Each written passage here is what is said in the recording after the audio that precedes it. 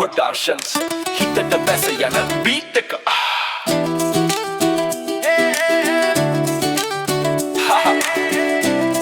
මේක on garage නන්නේ පියන්න දොරටුව මැදියම් වොල්යුම් එකක් දාගෙන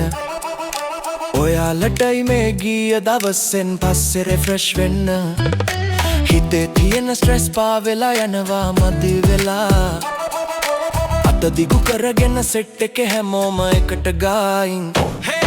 ශිරන් කියලා හදවත ගෙව්වට ගහලා ගායන්න ඔය උණුසුම හැමතැන මාරු කරලලා නලුම් තැනක් වදිනනේ